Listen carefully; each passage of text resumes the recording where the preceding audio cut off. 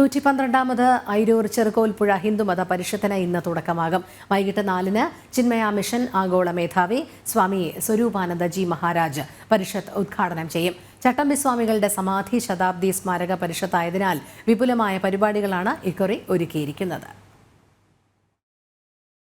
സനാതനധർമ്മത്തിന്റെ അകമ്പൊരുൾ വിളിച്ചോതി പമ്പാ മണപ്പുറത്ത് 112ാമത് ചെറുകോൽപ്പുഴ ഹിന്ദുമത പരിഷത്തിന് ഇന്ന് തുടക്കമാകും. ഇനിയുള്ള 8 ദിനങ്ങളിൽ ഹൈന്ദവധർമ്മത്തിന്റെ മഹത്തായ സന്ദേശങ്ങൾ ശ്രവിക്കാം. വൈകിട്ട് 4-ന് ചിന്മയ മിഷൻ ആഗോള മേധാവി സ്വാമി സ്വരൂപാനന്ദജി മഹാരാജ് പരിഷത്ത് ഉദ്ഘാടനം ചെയ്യും. ഹിന്ദുമത മഹാമണ്ഡലം പ്രസിഡന്റ് PS നായർ അധ്യക്ഷനാകും. വാഴൂർ തീർത്ഥപദാശ്രമം മഠാധിപതി സ്വാമി പ്രജ്ഞാനന്ദ തീർത്ഥപാദർ, ചിന്മയ മിഷൻ കേരള അധ്യക്ഷൻ സ്വാമി വിവേകാനന്ദ സരസ്വതി എന്നിവർ അനുഗ്രഹ പ്രഭാഷണം നടത്തും. കുമ്മനം രാജശേഖരൻ മുഖ്യപ്രഭാഷണം നടത്തും. മന്ത്രി റോഷി അഗസ്റ്റിൻ മുഖ്യാതിഥിയായിരിക്കും.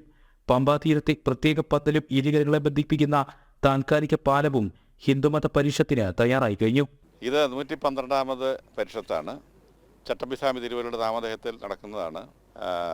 ഇത് ശതാബ്ദി സ്മാരക പരിഷത്താണ്. അതാണ് ഈ വർഷത്തെ 112ാമത് പരിഷത്തിൻ്റെ പ്രത്യേകത. രാജ്യമെമ്പാടും അത് ആചരിക്കുകയാണ്. നമ്മളും അതിൻ്റെ ഒരു ആചരണം ഇവിടെ ബഹുമാനപ്പെട്ട ഗോവ ഗവർണർ ശ്രീധരൻപിള്ള സാറിനെ വിളിച്ച് നടത്തിയിരുന്നു. പരിഷത്തും അതിൻ്റെ ഭാഗമായിട്ട് തന്നെ നടക്കുന്നതാണ്. നമ്മുടെ ഉദ്ഘാടന സഭയിലെ ഉദ്ഘാടനം ചെയ്യപ്പെടുന്നത് ചിന്മയ മിഷൻ്റെ global head his highness Swaroopananda മഹാരാജാണ്.